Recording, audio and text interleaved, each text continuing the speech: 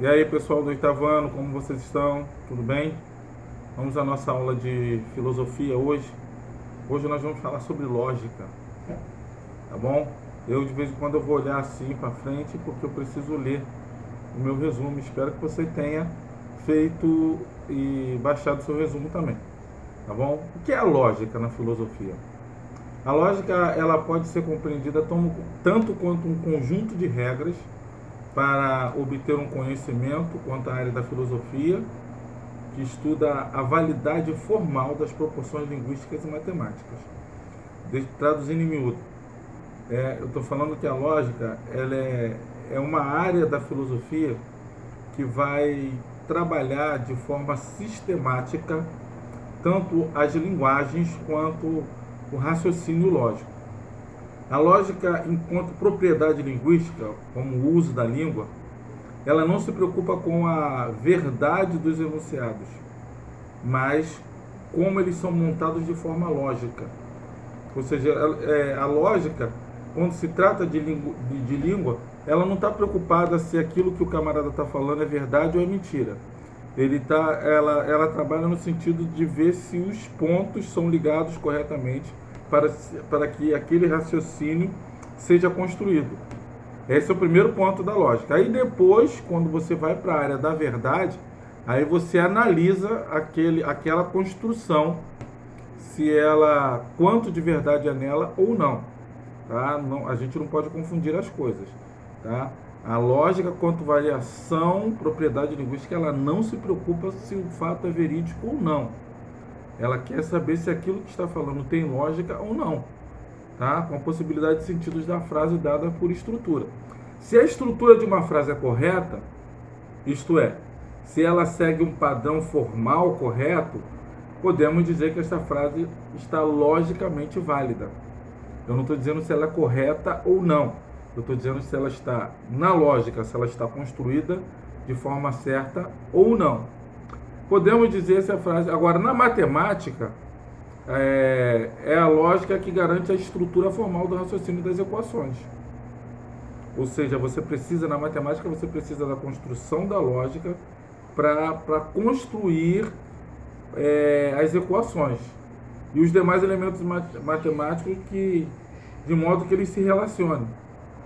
Se você vai achar o valor de x e de y na matemática, você tem que saber qual o tipo de fórmula que você vai aplicar. Aplicando o tipo de fórmula, você sabe o tipo de equação que é e é o resultado que você vai chegar. Na lógica, na matemática, a lógica funciona desta maneira, correto? Agora, não podemos dizer que a lógica em si criada, mas ela foi descoberta, tá? Não tem como a gente dizer assim, a lógica ela foi criada. Na verdade, ela acabou sendo descoberta. Desde que existe racionalidade, a lógica existe. Se há raciocínio, há lógica, tá bom? Quem descobriu, na verdade, quem acabou trabalhando isso foi nada mais, nada menos que Aristóteles.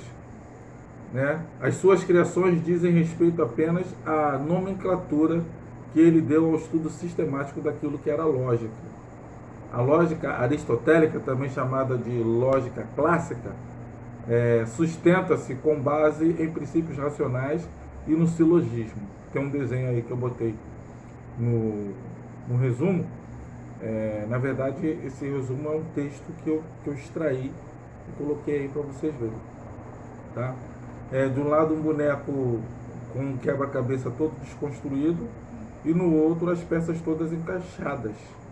Né? Então, a lógica determina a organização e a validade dos pensamentos. Ou seja, o bonequinho da sua direita, ele está pensando de forma lógica. O da sua esquerda está pensando de forma ilógica, porque os pensamentos deles não estão se encaixando.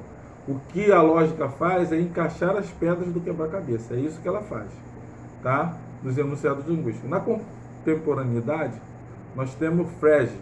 Frege, ele revolucionou a lógica ao misturar elementos matemáticos e linguísticos para o entendimento de um enunciado e distinguir as noções de sentido referentes. Isso possibilitou, na verdade, o aprofundamento da programação, que por sua vez forneceu bases para a criação da informática e dos computadores. Então, o Fergi, ele cria uma sequência, por exemplo, o conceito binário, 0 e 1. O computador, na verdade, ele para construir números, ele só lê o 0 e o 1.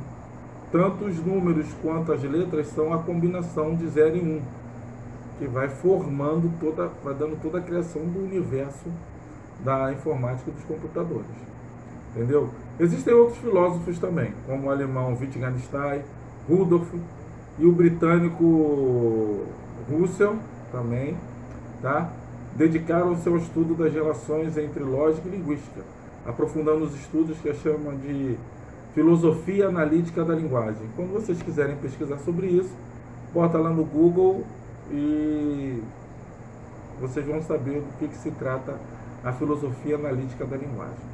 Tá bom? Wittgenstein dizia: o limite do meu mundo é o limite da minha linguagem, ou seja, quanto mais eu amplio a minha linguagem, mais eu amplio o meu mundo. Quanto menos eu amplio a minha linguagem, menor será o meu mundo. Tá? Onde surgiu e quem criou a lógica? Os estudos das lógicas foram iniciados por Aristóteles, na Grécia Antiga. Esse grande pensador percebeu que a maior distinção entre os seres humanos e os demais animais é a linguagem. Para Aristóteles, o que diferenciava a gente dos animais é porque nós temos essa capacidade de se comunicar por meio da linguagem. Entendeu? Essas percepções fizeram com que o filósofo formalizasse uma ciência capaz de entender e classificar os elementos que permitem os enunciados linguísticos com sentido e validade, fundando assim a lógica. Então, se cair lá na prova quem foi o fundador da lógica, você vai botar que foi o titio Aristóteles, lá na Grécia Antiga. Tá bom? A lógica aristotélica. O que é a lógica aristotélica? As invenções de Aristóteles acerca da lógica fizeram-no descobrir que todo conhecimento válido emitido por enunciados que a gente fala, é essa maneira de se expressar no primeiro momento. Ela se divide em 3 princípios básicos. Que princípios são esses?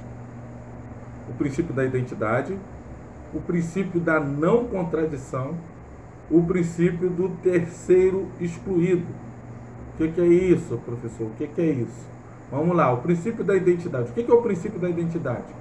É o que enuncia as identidades dos seres e das coisas. Por meio do verbo ser, o princípio diz que cada certa coisa é, como por exemplo, podemos dizer A é A. O verbo ser, conjugado na primeira pessoa do singular, destacado em vermelho, é o elemento que denota a identidade do objeto. Para pegar um exemplo mais palpável, podemos dizer isto. Isto é um texto, indicando que a identidade desse objeto a que nos referimos é a categoria texto. Então, o princípio da identidade é aquilo que você identifica como definição de algo. Se, por exemplo, eu pego isso aqui, eu vou perguntar o que é isso aqui. Você vai olhar e vai dizer, é uma xícara. Então, esse é o princípio da identidade. O princípio da não contradição. Este princípio elementar diz que a identidade de algo não pode ser ela mesma, a não ser ela ao mesmo tempo sobre o mesmo aspecto.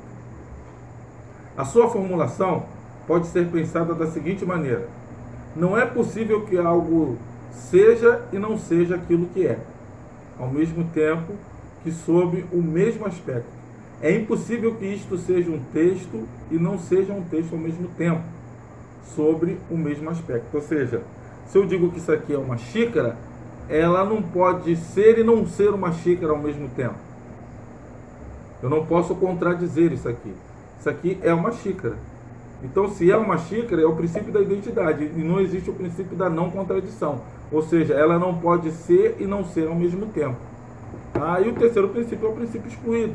Algo é ou não é a terceira possibilidade. Beleza?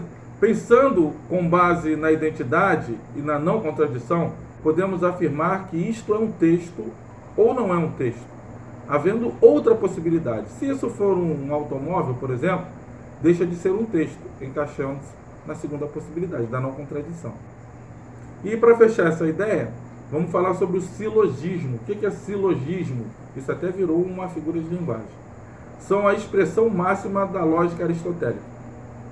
É uma estrutura linguística dedutiva, ou seja, você pega uma situação e em cima daquela situação você cria uma dedução, você deduz com uma premissa maior, uma premissa menor e uma síntese, uma conclusão daquilo.